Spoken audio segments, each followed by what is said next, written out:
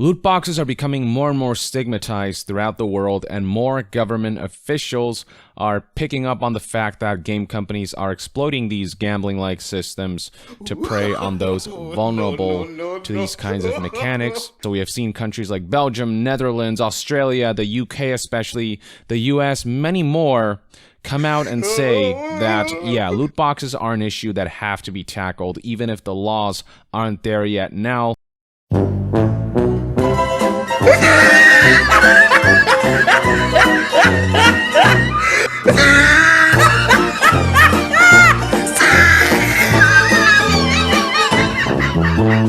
Hey there guys, it's SO here.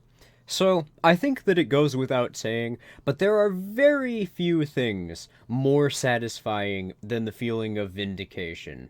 And it seems as if there is a practically never-ending supply of it as an anarchist, constantly pointing out to state shills, especially state shills, who think of themselves as opponents of economic privilege, that said privilege is created by the state itself, since a legislative decree imposed by the state is nothing more than a threat of violence. As such, it is fundamentally incapable of creating any sort of productive exchange because it's economically parasitic. In other words, one party profits while the other is displaced. Therefore, meaning the only possible outcomes created from a legislative decree can be for a party producing resources to have said resources stolen and redistributed in ways the state deems to be in its interests to do so for, or for the state to suppress the legal abilities for market actors to engage in exchange for certain commodities through certain means altogether,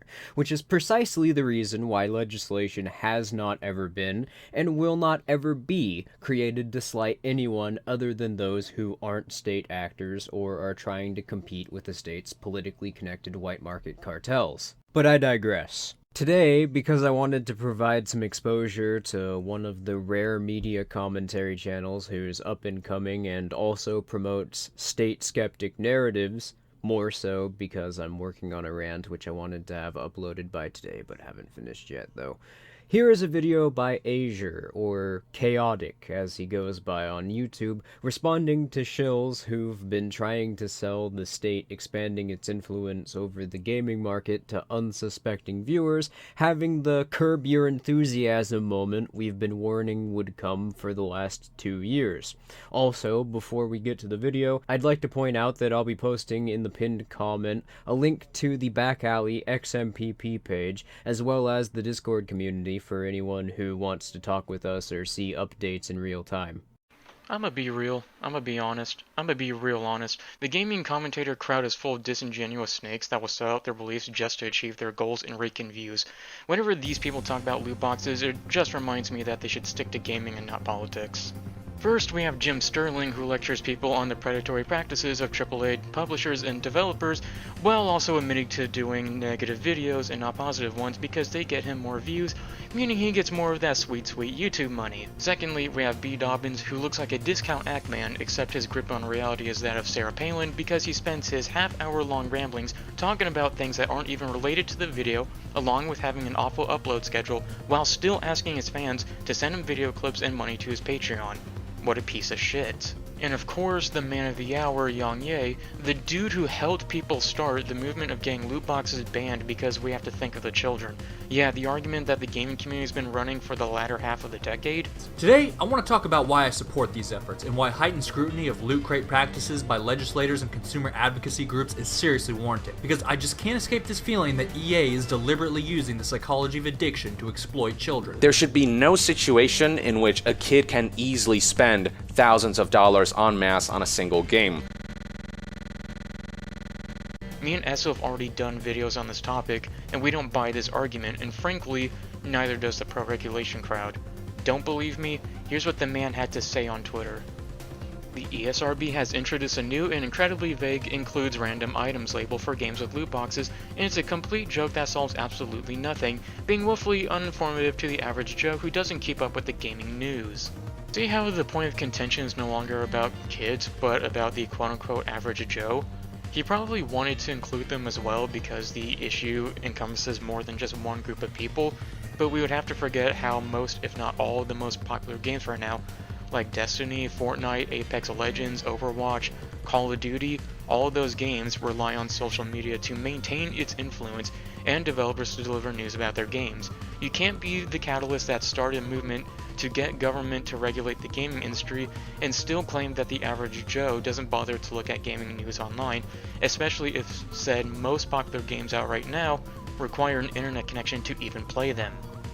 I take the subtle change in language to mean that they know the child argument can only go so far, not just in the argument itself, but how these people propose to fix the problem and what to do when people violate those regulations. Most people don't bother proposing a solution besides just ban the things. How many of you ever heard them say what they'll do to kids who buy loot boxes? What about kids who happen to be playing a game with loot boxes? What do we do with parents who give their child these games? None of the pro-regulation crowd is thinking about the issue in depth, which makes me believe they're just using Think of the Children as a way of emotionally manipulating people into supporting their cause without the intellectual effort. I know they're doing this because when confronted with the possibility that parents are ultimately responsible, along with consoles and PCs providing child safety measures, they do one of two things. They either outright dodge the argument entirely. Asked what he's going to do about all this dissent against loot boxes, he basically just said that it's up to parents to make use of parental tools, brushing aside any responsibility he and his multi-billion-dollar company have to ship products ethically. Or they continue to emotionally manipulate their opponents. Same thing when asking them why loot boxes are gambling but not trading cards. They ignore the criticism, or, by some Herculean leap in logic that us mere mortals will never understand, make up some non-existent distinction between the two. No, YouTube law, trading cards and loot boxes are both fundamentally gambling. Paying $3 for a pack of guaranteed 4 cards of a random quality is no different than paying $3 for a digital box of a guaranteed item of a random quality. Just because something is a law doesn't mean it's right. You and I both know that. Yes, I know what some of you are already saying, but Azure, kids do not have the capacity whatsoever to understand the dangers of loot boxes, so we must ban them. I'm going to finally put this argument to rest.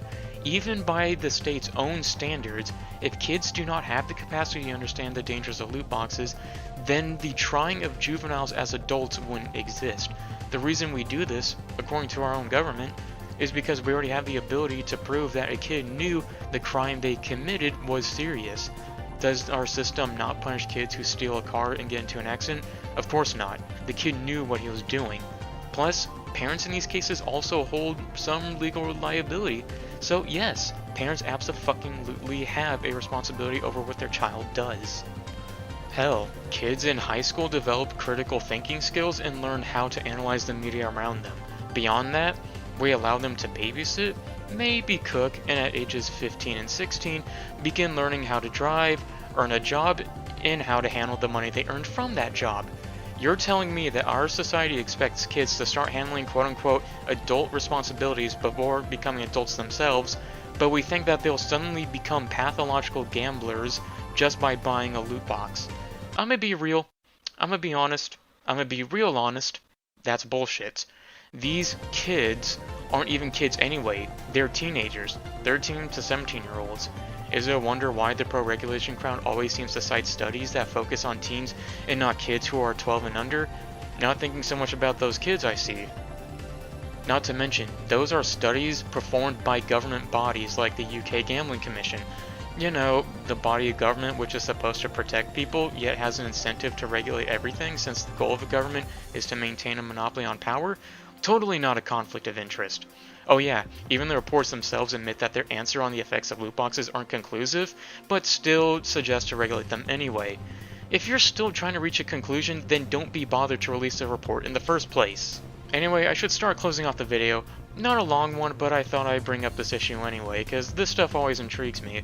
The average Joe is smarter than what you think, and even if they know nothing about loot boxes and still buy them, only to end up being mad, then that's still their fault. At the end of the day, it was your choice. No one made you buy loot boxes, and you could have informed yourself.